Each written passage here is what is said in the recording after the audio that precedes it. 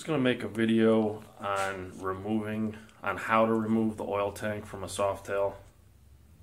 I've done it a couple times. There's definitely a couple things that could probably save you a little time. You would have to remove the oil tank if you were replacing the starter, or if you needed to get to the top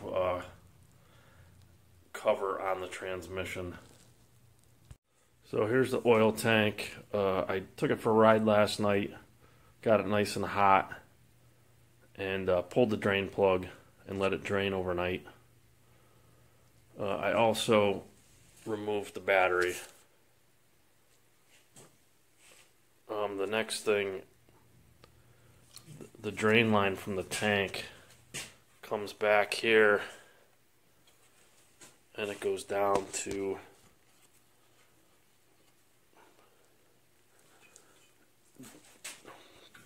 where the drain, see if I can get a light,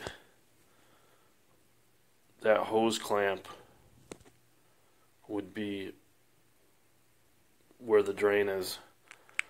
And I did this before, and I took off this clamp because it was easier, because the exhaust was in the way. And being lazy, I didn't feel like taking the exhaust off, and I thought I could just take this clamp off to take the oil tank out, and it turned out to be a nightmare. You really need to take off the bottom clamp at the end of the hose by the drain. That's the best place to take it off. And the best thing to do is take the exhaust off first. And I definitely need to take the exhaust off anyways, because I need to take the side cover off the transmission and the top cover.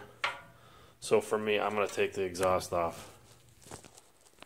I find this is the best way to take the flange bolts off the exhaust, is a 1/4 inch ratchet, 1 foot extension with a universal, and then the 1/2 inch socket on the end. That is the best way I find to get it up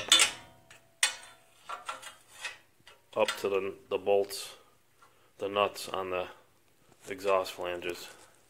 It's also a good idea when taking off the exhaust flanges to mark it with a Sharpie, the top side, because they're eccentric, so they only go on one way. So if you mark it with a magic marker, it'll help you when you reassemble it. Alright, now the exhaust system is off. It opens up access to everything. The drain, the side of the transmission.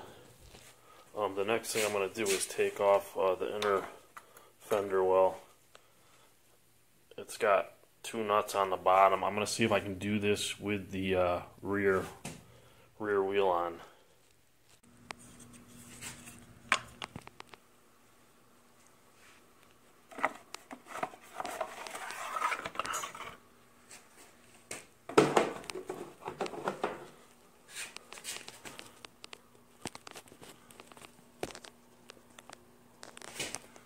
So there's 2 bolts, one here, one over there for the oil tank, and then there's this relay that bolts to the oil tank. I don't know if it's a flasher or something. It's hard to see right now, so you got to take those 4 bolts out. See if I can get a flashlight. There's that bolt, and there's 2 bolts underneath where the wires are. Up under here, there's 2 bolts that have got to come out. These are the 2 other bolts. They're right behind the wires. One there and one right there. And these are right in back or in front of the rear wheel. So 4 bolts in total. Next thing I'm going to do is take off the 2 bolts that hold the fuse block in place. It doesn't technically need to come out, but it'll give you more flexibility. There's a bunch of bunch of wires in the back of the oil tank. This will give you more flexibility when you sort of pull the oil tank out. And then also these 2 bolts at the front of the tank right here. I'm going to take all 4 of those out. The thing is, the positive cable comes up through the bottom of the tank, so you can push it down out of the way, get it out the tank so it's all the way out. So now everything is clear. The electrical is loose. The tank is loose. The next thing we're going to do is start taking off all the oil lines. Let me just get the camera set up here. So the first thing I'm going to do is take off the bottom clamp on the oil drain line from the tank.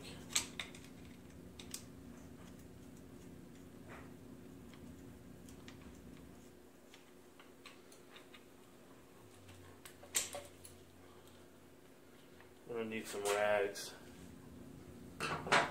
The next thing is the supply line. It's got those crimp-on connectors. I usually use these front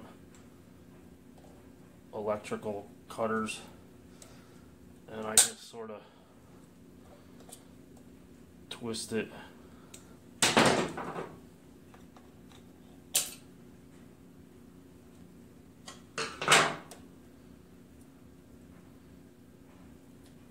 Get that off. There's probably going to be a lot of oil coming. I'm going to take off this separator here.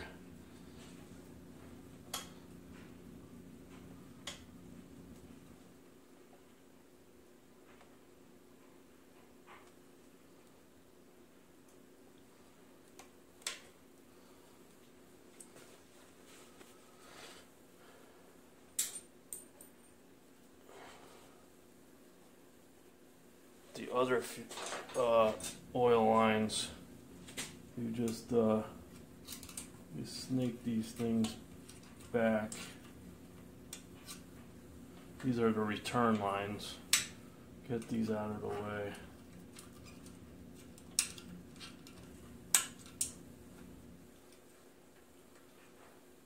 And then there's just 2 little things you pinch, and then you can pull the lines out.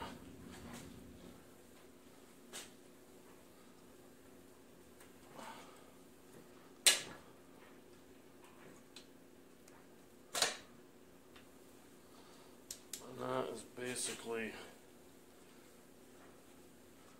the next thing will be to take the oil tank out. It's free. I'm just going to clean up this oil first. I also like to put some paper towels on the end of the oil lines and take some plastic, wrap it around there with a rubber band. I just get a little crazy about not wanting any dirt to get in there or anything. Alright, the next thing is to take the oil tank out. So it's a bit of a rigmarole.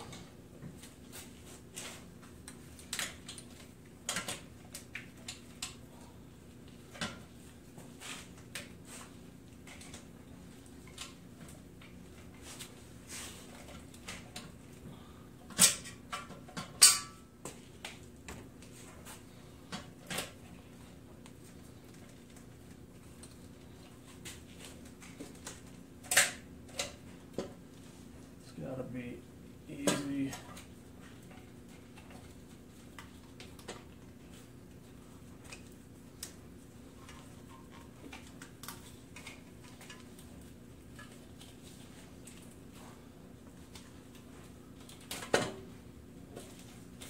Just make sure you go real easy to get this oil line out.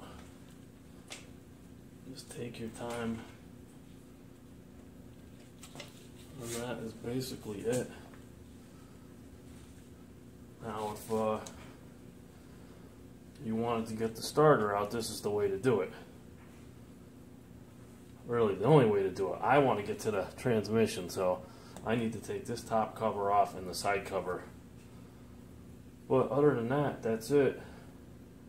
I'm probably not going to make a video for reinstalling it because it's probably going to be like this for about a month. So reinstalling it would just be the reverse, you know. Pretty simple. All right.